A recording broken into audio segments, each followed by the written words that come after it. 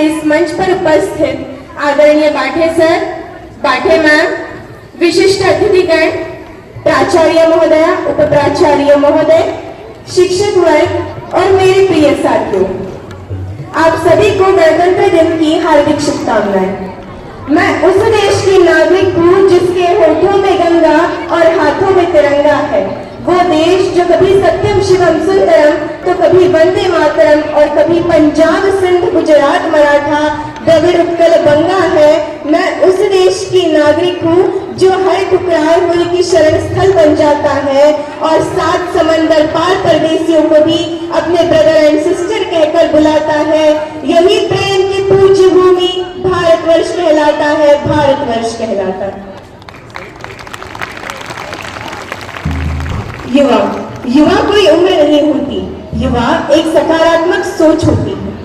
युवा मतवाले हाथी की तरह निरंकुश, तूफानी वर्षा की तरह प्रलयकारी प्रबल प्रचंड, पहरवी संगीत की तरह मधुर, उज्जवल प्रभात की शोभा, संध्या की बेला, चंद्रमा की शीतलता, जेठ की तपती दोपहर का तप और ज्वालामुखी से बहती आग होता है। और अगर उसे एक नकारात्मक दिशा मिल जाए तो वो कभी दिल्ली की सड़कों को टायरों की कालिक से पाट देता है तो कभी अपनों के ही लहू से इस देश की सड़कों को लाल कर देता है।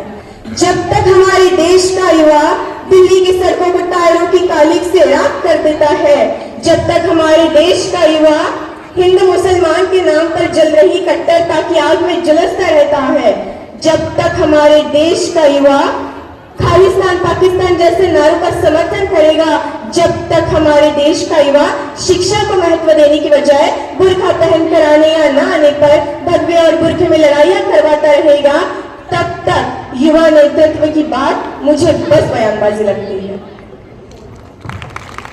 क्योंकि किनारों पर खड़े समंदर पार होते नहीं, नभ को निहारने से चांद तारे हासिल होते नहीं।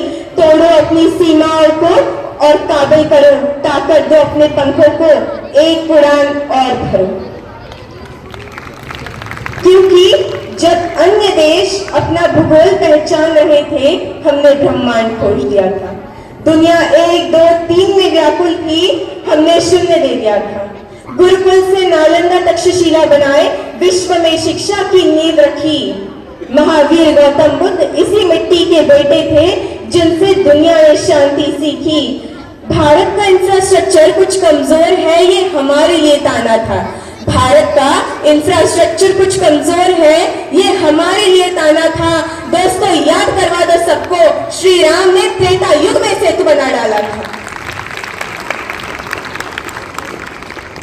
अब तो हमारा तिरंगा झंडा भी हमसे ये पूछने लगा है कि क्या बात है भारत, आजकल फहराने से ज्यादा मैं कफन में दफनाने की क्यों काम आ रहा हूँ।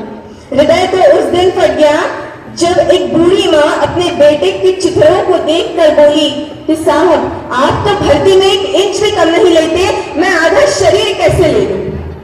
आज इन मानवाधिकारों के कारण आतंकियों के बंगलों के यहाँ तो आकार की नाफनी हस्ती है और हमारे शहीद हुए जवानों की आंगन की तुलसी रोटी है।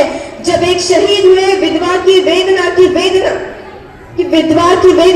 चीख चीख कर ये कहती है कि प्यार भी भरपूर गया, मां का सिंदूर गया, नन्हे ननिहालों की लंगोटियां चली गई, छोटी छोटी बेटियों की चोटियां चली गई और आपके लिए तो बस एक आदमी मरा है साहब, मेरे घर की तो रोटियां ही चली गई। ये जो हमको सिखाते हैं कि हम दूसरे की सीमाओं का अतिक्रमण करके घर के अंदर पार घुसकर ना मार के आए, इनको पूछो कि जिस समय हिंदुस्तान के चौराहे पर बम फटते थे, इनको पूछो कि जम्मू कश्मीर में जाते हुए हमारे सीआरपीएफ के जवानों के मुंह के ऊपर मतदान के समय जाते हुए ये लफंगे चाटे मारते थे। इनको पूछो कि जब पड़ोसी के भीख मिले हथियारों से हिंदुस्तान की माँ बेटियों को आतंकित करने वाले और केसर की क्यारी में बारूद भरने वालों को सीमा के अंदर पार घुसकर मारा जाए कि ना मारा जाए, देश का एक एक बच्चा कहेगा कि मारा जाए। अब मैं जाते जाते सभी युवाओं को आह्वान करती हूँ, हम युवा देश की ताकत है, परिवर्तन लाकर मानेंगे। हम युवा देश की ताकत है, परिवर्तन लाकर मानेंगे, कर देंगे ऐसे काम जिन्हें सब मील का पत्थर जानेंगे। कृषिकाय नहीं हो पाएगा ये वतन सहस्त्रों वर्षों तक, नव भारत को दुनिया वाले चिर युवा नाम से जानेंगे। जय हिंद, जय भारत, धन्यवाद। Thank you Sneha.